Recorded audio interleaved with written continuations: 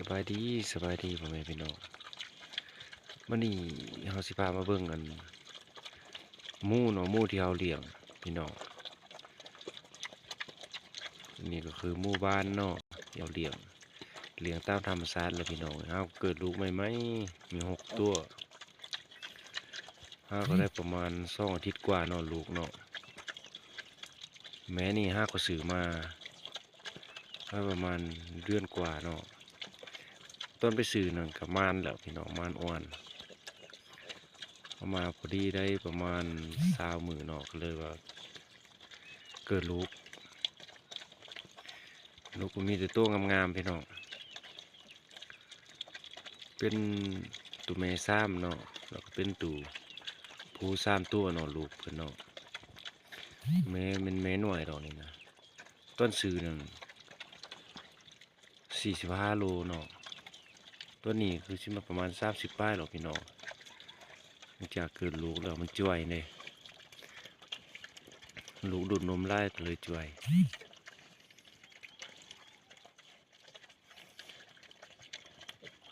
การเลี้ยงหมูอยู่ผีแม่นอยู่เขตบ้านนอกนี่แหละแม่นอาศัยมันต้นเนาะ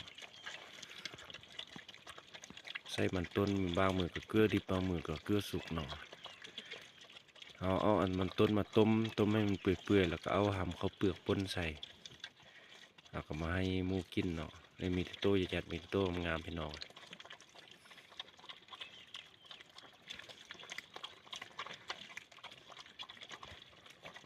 ผู้เลยได้เคยเลี้ยงหมูตามธรรมชาติในนี่นะพี่น้องเม้นมาบอกเลยเด้อเขาเลี้ยงประมาณ3-4 เดือนเนาะลูกมันก็พอดีเป็นไข่แล้วพี่น้องแต่ว่านี่มันยังหน่อยเนาะมันต้นนี่ถือว่าเป็นอาหารหลักของหมูเนาะพี่น้องเนาะมันต้นนี่หมูนี่จะมักบางตัวนี่เขาจะกินดิบบางตัวนี่เขามักสุก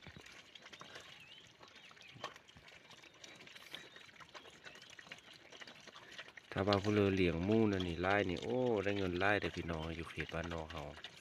เพราะว่าหมูนี่เป็นราคาดีพี่น้อง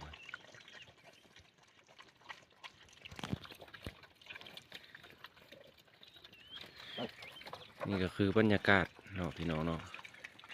ภาพธรรมชาติยามเช้าๆพี่น้องหมอกกุ้มเลยยังหมอกกุ้มเลยพี่น้องอากาศหนาวเนาะมื้อนี้เนาะประมาณ10 องศานี่ล่ะพี่น้องเบิ่งมองไปทางเรือก็จนว่าบ่เห็นเลยมืดปิดมืดตึบหมอกกุ้มเลยพี่น้องอันนั้นก็เป็นคอของเขาเจ้าเนาะอันนั้นก็ของเขาเจ้า